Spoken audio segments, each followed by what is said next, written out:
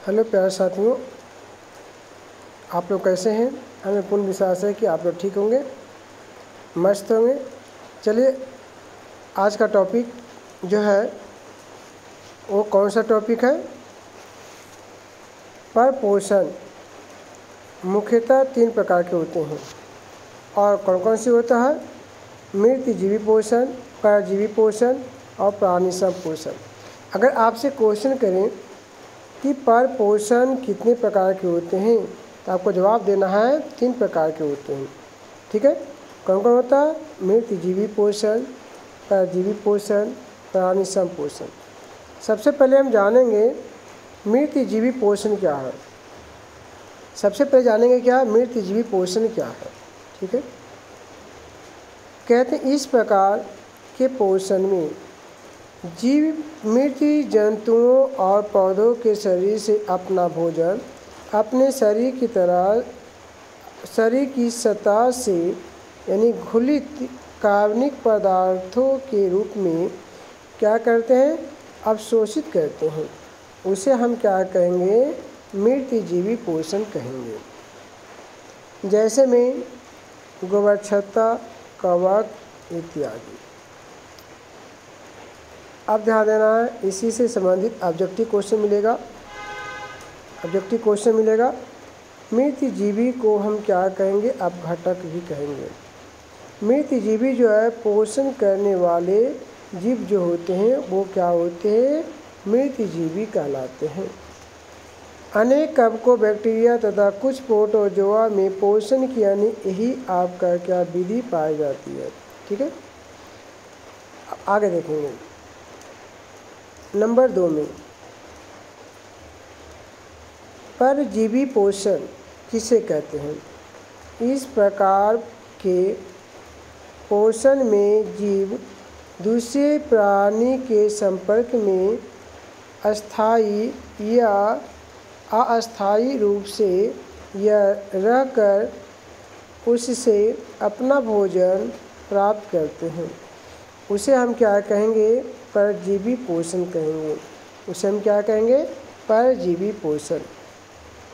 यह पोषण कवक, जीवाणु, कुछ पौधे जैसे अमरबेल तथा कई जंतु जैसे गोल कृत्रिम, टेपवर्म, मलेरिया, परजीवी आदि में क्या होता है? यानी पाया जाता है।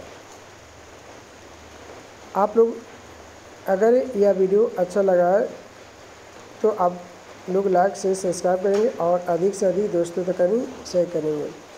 अब देखना आगे, परजीवों द्वारा ग्रहण भोजन जो होती है यानी कार्बनिक पदार्थ समान यानी तरल यानी रूप में होते हैं। वो कौन सा रूप में होते हैं?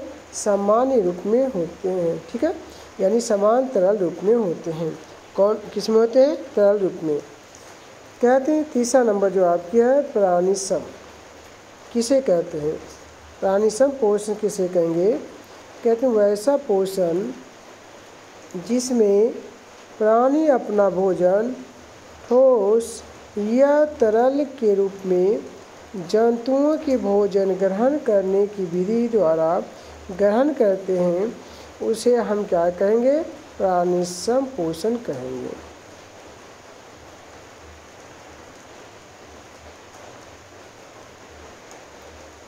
इस प्रकार का पोषण समानता किसमें पाया जाता है? अगर क्वेश्चन पूछेगा इस प्रकार का पोषण समानता किसमें पाया जाता है, तो जंतुओं में पाया जाता है। जैसे आपका हुआ मेढक, मनुष्य, गाय, बकरी इत्यादि।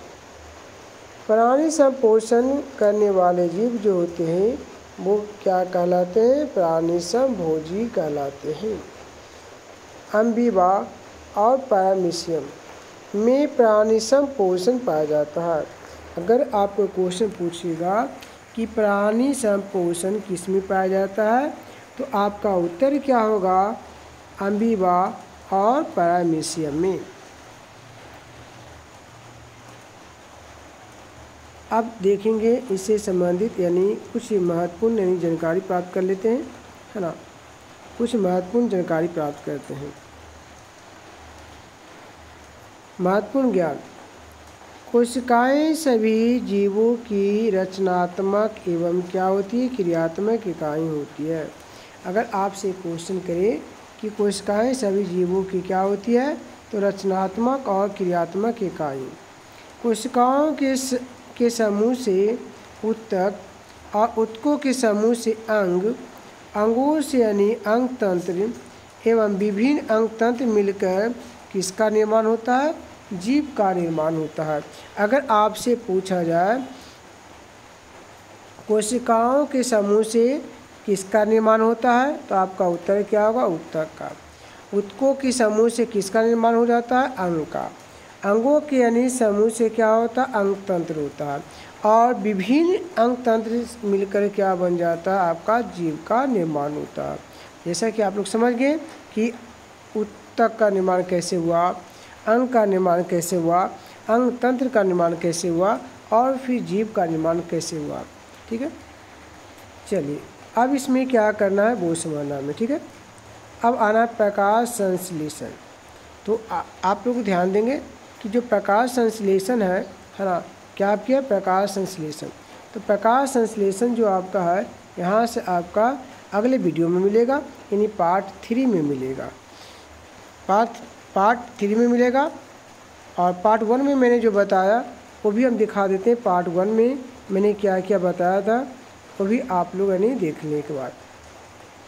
पार्ट 1 में मैंने क्या बताया वो देख लेना है। जैव प्रक्रम क्या है, पोषण किसे कहते हैं, पोषण कितने प्रकार की होती है, पोषण कितने प्रकार की होती है, 2 प्रकार की होती है, स्वपोषण, परपोषण। स्वपोषण की परिभाषा मैंने बताया। और स्वपोषी यानी जो है स्वपोषी किसे कहते हैं, और साथ में परपोषण किसे कहते हैं और परपोषी किसे कहते हैं। ये सभी का ही जो इस टॉपिक है मैंने फर्स्ट वीडियो यानी पार्ट 1 में बताया। और जो प्रकाश संश्लेषण है, प्रकाश संश्लेषण से जो होगा पार्ट 3 में होगा, यानी वीडियो 3 में होगा, लेक्चर 3 में होगा। ठीक है। और अगर यह वीडियो आप लोगों को अच्छा लगा तो लाइक से सब्सक्राइब करना ना भूलें और अधिक से अधिक यानी दोस्तों के पास शेयर करें।